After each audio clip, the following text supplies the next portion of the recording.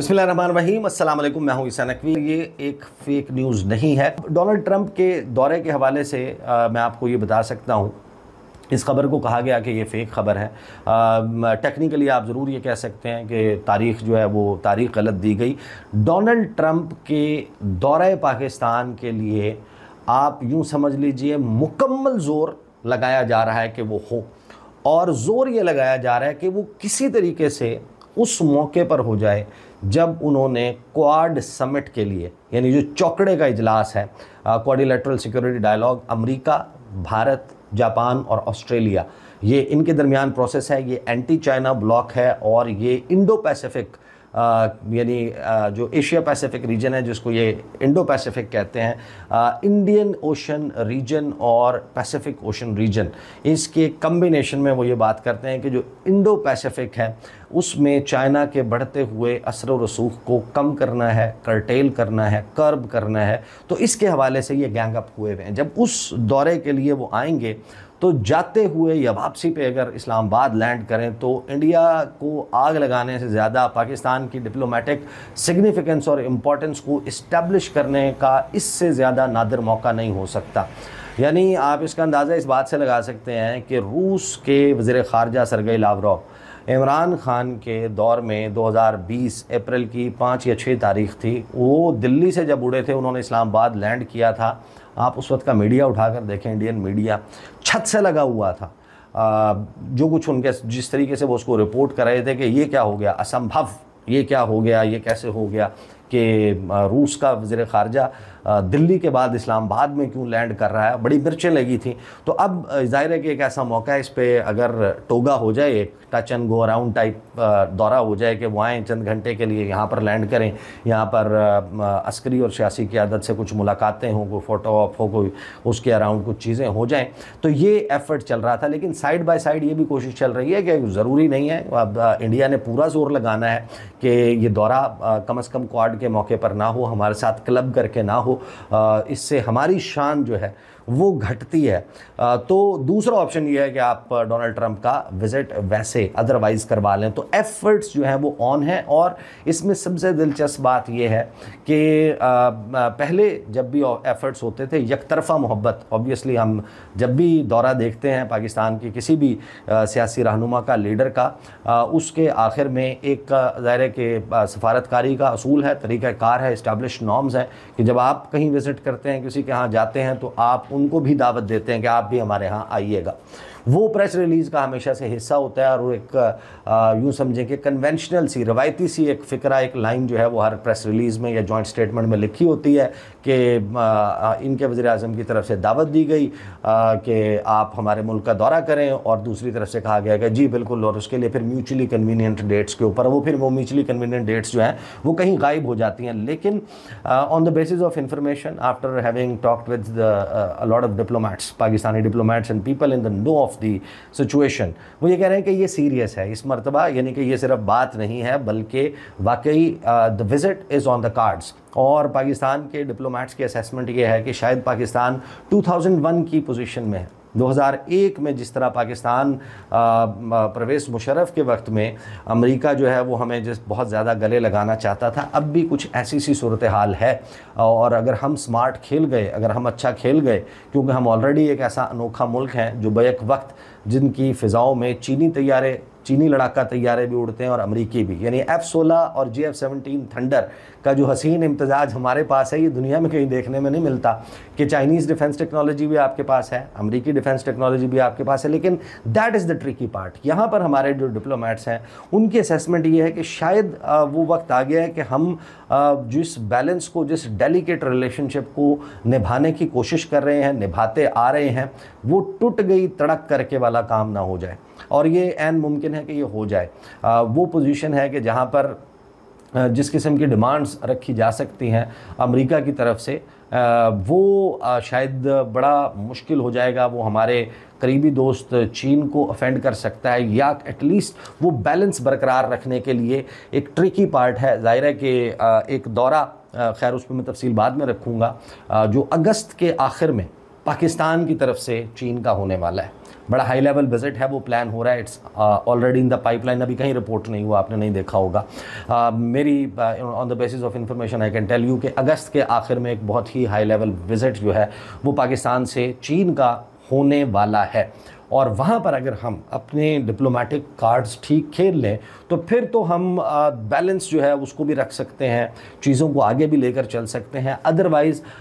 इस जो डिप्लोमेटिक ये जो पुरखतर सफारती रास्ता है, इस पर ख़तरात बढ़ गए हैं। फिर मैंने हमारे जो सफारतकार हैं, मैंने उनसे पूछा कि अमेरिका क्या पाकिस्तान से अमेरिकी सदर का क्या मुतालबा हो सकता है या अमेरिका क्या मांग सकता है। अगर उनका जो थॉट प्रोसेस है वो यही है कि there are no free lunches, तो बहुत सारी चीज़ों के साथ उसमें ज़ाहिर है कि इसराइल वाला मामला भी है, उसमें इस रीजन में बहुत सारे दीगर मामलात के साथ उन्होंने मुझे कहा कि आप ऐसा करें कि आप जो वो क्वाड के लिए आ रहे हैं ना, जो उनका दौरा अभी रीजन का होना है नेक्स्ट, वो क्वाड के लिए होना है। आप क्वाड के जो इस महीने जुलाई के आगाज़ में मीटिंग हुई थी, क्वाड फॉरेन मिनिस्टर्स की फॉरेन मिनिस्ट्रियल मीटिंग हुई थी, मार्को रूबियो थे, सुब्रमण्यम जयशंकर थे, ऑस्ट्रेलियन वज़ीर जो ख़ारजा हैं, और फिर जापानीज़ वज़ीर ख़ारजा, उनकी मुलाकात का एलामिया उठाकर जो जॉइंट कम्युनिके है वो आप उठाकर पढ़ें, आपको समझ आ जाएगा क्वाड का टारगेट क्या है, क्वाड क्या चाहता है, जो चौकड़ा है वो क्या चाहता है इस रीजन में। और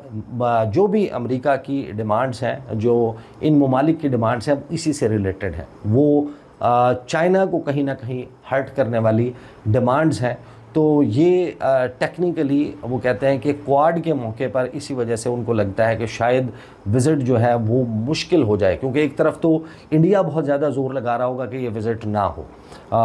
ऑस्ट्रेलिया और जापान भी कोई खुश नहीं होंगे कि अगर ये विज़िट होता है, और साथ में जो क्वाड के मौके के ऊपर दौरा है उस पे फिर अमेरिका का जो डिमांड का सेट हो सकता है, जो सेट ऑफ डिमांड्स हो सकता है वो somehow related to their quad objectives हो सकता है। लिहाजा साइड बाय साइड दूसरा एफर्ट भी चल रहा है। तो फिर जब आप उठाकर देखते हैं कि है क्या उसमें, मैं उस पर आता हूँ जो डोनाल्ड जो तरदीद आई है कि ख़बर जो है वो मैं ज़रूर मेंशन कर दूँ, वो टुवर्ड्स द एंड हम उसको डिस्कस करेंगे कि जो रियान ग्रिम ने स्टोरी की थी ड्रॉप साइट न्यूज़ पर, और ये दावा किया था कि जब मुलाकात हुई फील्ड मार्शल सैयद आसिम मुनीर की डोनाल्ड ट्रंप से वाइट हाउस में, वहाँ पर उन्होंने अमेरिका ने डोनाल्ड ट्रंप ने इमरान खान का मामला उठाया और उसको रिज़ॉल्व करने का कहा। और उसी वजह से बहुत सारे लोग ये कह रहे हैं कि शायद चीज़ें मूव होना शुरू हुई हैं पॉलिटिकल लेवल पर पाकिस्तान में। तो उसकी तरदीद जो है वो राना सनाउल्लाह ने किन अल्फाज में की थी, उस पर आने से पहले ज़रा जब आप क्वाड का एलामिया देखते हैं, joint statement from the quad foreign ministers meeting in Washington, ये जनाब जारी होती है 1 जुलाई 2025 को यूनाइटेड स्टेट्स वाशिंगटन डीसी से, और इसमें हर वो चीज़ मौजूद है जो शायद चीन के इंटरेस्ट को हर्ट करने की है। नाम इसमें चीन का उस तरीके से नहीं लिया जाता, लेकिन बाकायदा फ्रीडम ऑफ नेविगेशन ऑपरेशंस की बात की जाती है, UNCLOS United Nations Convention on the laws of the seas के ऊपर बात की जाती है। फिर ये इसमें बात की जाती है कि एक free and open Indo Pacific region जहाँ पे फ्रीडम ऑफ नेविगेशन ऑपरेशंस होने चाहिए, यानी कि अमेरिका जो है वो चौथे मोहल्ले से उठकर आकर यहाँ पर अपनी इजारादारी चाहता है, वो उसका 7th फ्लीट मौजूद है वहाँ पे, वो स्ट्रेट ऑफ ताइवान में अपनी मर्ज़ी चाहता है, वो साउथ चाइना सी में अपनी मर्ज़ी चाहता है, वो स्ट्रेट ऑफ मलाका को अपने कंट्रोल में रखना चाहता है, वो इंडियन ओशन रीजन को अपने कंट्रोल में रखना चाहता है। लेकिन अगर चीन स्ट्रिंग ऑफ पर्ल्स बनाता है, अगर चीन की जिबूती में या श्रीलंका में या म्यांमार में या बांग्लादेश में या पाकिस्तान गवादर में कोई प्रेजेंस है, तो वो उसको हर्ट करती है, वो उसको अच्छी नहीं लगती, पसंद नहीं आती, तो वो उसके हवाले से बात करते हैं। तो उसके ऊपर freedom of navigation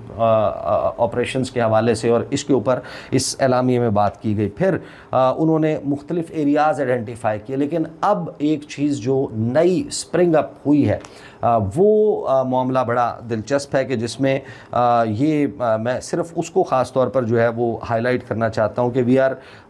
deeply concerned about the abrupt constriction and future reliability of key supply chains specifically for critical minerals, यानी जो रेयर अर्थ मिनरल्स हैं वो इस वक्त एजेंडा आइटम में बहुत ऊपर आते जा रहे हैं क्वाड कंट्रीज़ और ख़ुसूसन अमेरिका के, जो यूक्रेन के साथ 192 अरब डॉलर की डील वो करना चाहते हैं कि हम आपके रेयर अर्थ मिनरल्स हम लेंगे, उससे हम आपको पैसे भी पे करेंगे, हमारी प्रेजेंस आपके लिए रूस के हवाले से एक सिक्योरिटी गारंटी भी होगी। डोनाल्ड ट्रंप इसके लिए बहुत ज़ोर लगा रहे हैं। फिर पूरी दुनिया में जो चीन की इजारादारी है क्रिटिकल मिनरल्स के ऊपर, जो रेयर अर्थ मिनरल्स हैं, यानी वो धातें, वो मादनियात जिनसे बहुत ही अहम चीज़ें, यानी कि आपको फ्यूचर मार्केट कैप्चर करनी है, आपको इलेक्ट्रिक व्हीकल से लेके मोबाइल फ़ोन से लेके लैपटॉप से लेके मॉडर्न गैजेटरी जितनी भी है उसके ऊपर अगर आपने अपनी इजारादारी रखनी है, स्पेस शटल से लेके न्यूक्लियर रिएक्टर से लेके जो स्पेस शटल्स हैं, जो रॉकेट्स हैं, उनके इंजन की नोजल्स में इस्तेमाल होने वाली भी जो रेयर अर्थ मिनरल्स हैं, उसकी मेजॉरिटी के ऊपर इस वक्त चीन का गलबा है। और इस जब आप पढ़ते हैं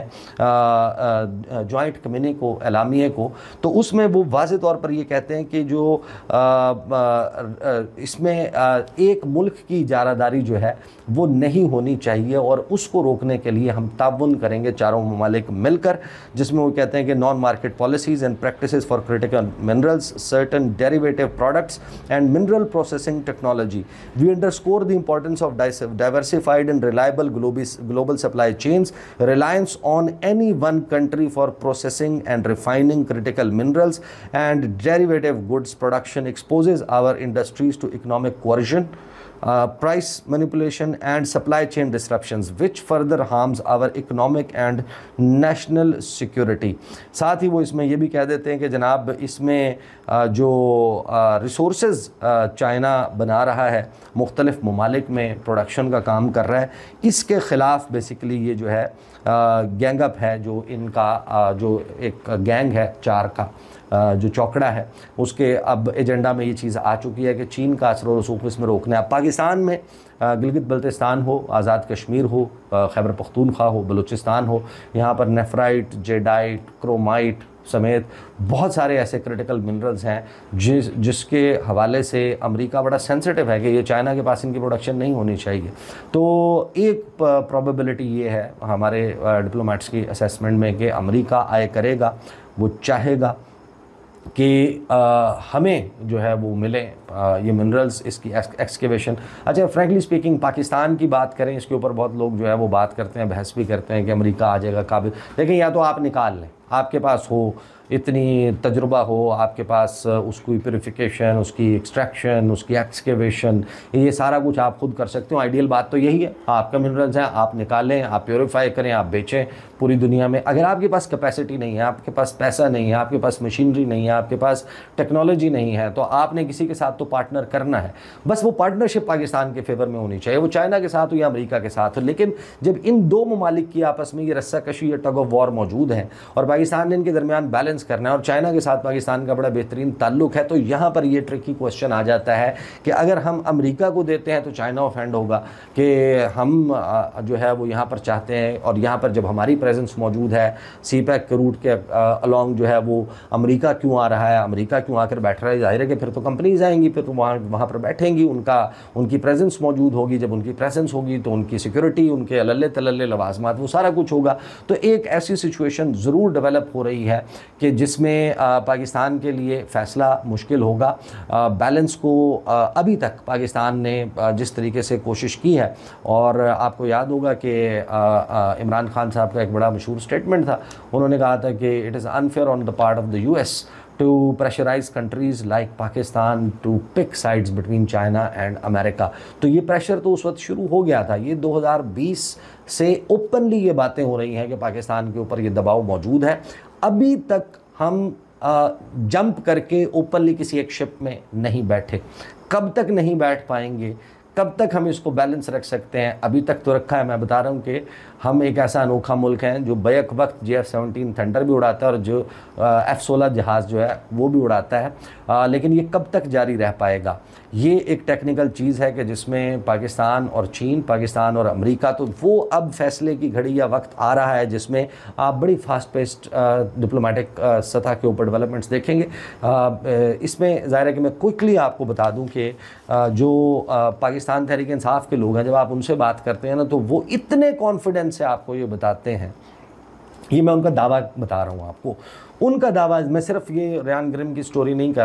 रहा रेयान ग्रीन की स्टोरी नहीं कि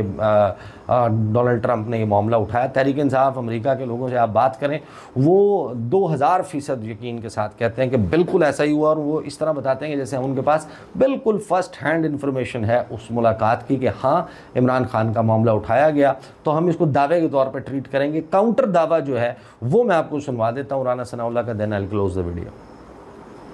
साफी ने भी ये दावा किया, तो आपके पास है कोई मालूमात इस हवाले से? उन्होंने कहा कि जनाब जो फील्ड मार्शल की मुलाकात हुई डोनाल्ड ट्रंप से, उसमें बानी पीटीआई की रिहाई के हवाले से भी कहा गया कि इस मसले को जरा हल करें। बिल्कुल नहीं हुई, ऐसी कोई बात नहीं हुई। इस किस्म की जो तिफल तसलियां है ना, उन्होंने मरवाया है पीटीआई को। और ये खबर भी गलत थी कि नवाज शरीफ साहब, तो मुजाहिर है कि इन्होंने 2-3 और ख़बरें हैं जिनकी तरदीद की। नवाज शरीफ के अडियाला जेल जाने के हवाले से ख़बर की तरदीद की, और चौधरी निसार के साथ मुलाकात किस वजह से थी उस को उन्होंने जिस तरीके से रिपोर्ट हो रही थी उन्होंने बताया ये वजह नहीं थी, फ़लाँ वजह थी कि इयादत के लिए गए थे। इमरान खान का पीटीआई का या उनकी नून लीग में शमूलियत का मामला नहीं है। तो राना सनाउल्लाह ने इसकी तरदीद की, तो हुकूमत तो इसकी तरदीद कर रही है। अब कोई भी शख्स वहाँ पर टेबल के नीचे तो नहीं बैठा हुआ था, लेकिन जो चीज़ें हो रही हैं, और डोनाल्ड ट्रंप का अगर दौरा पाकिस्तान का मुमकिन होता है, वो कम अज़ कम इस वक्त जो पाकिस्तान के पॉलिटिकल हालात हैं ना, इन हालात में नहीं हो सकता। इसमें शी जिनपिंग का दौरा भी नहीं हो सकता कि लॉन्ग मार्च, धरना, कॉल, फाइनल कॉल या कोई भी ऐसी चीज़ चल रही हो। तो हुकूमत को या इमरान खान को मनाना होगा, या इमरान खान को हराना होगा, या इमरान खान को कायल करना होगा, या इमरान खान से कायल होना होगा। ये वो सिचुएशन है जो नहीं चल सकती without finding a durable solution. चीन ऑलरेडी ये कहता है कि पाकिस्तान को लॉ एंड ऑर्डर और हाउस एंड ऑर्डर, ये 2 काम करने हैं, सियासी इस्तेहकाम लाना है। तो इंटरेस्टिंग टाइम्स अहेड इंशाल्लाह इस पर गुफ्तगू का सिलसिला जारी रहेगा। अब तक के लिए इतना ही, इजाज़त दीजिए, अल्लाह हाफ़िज़।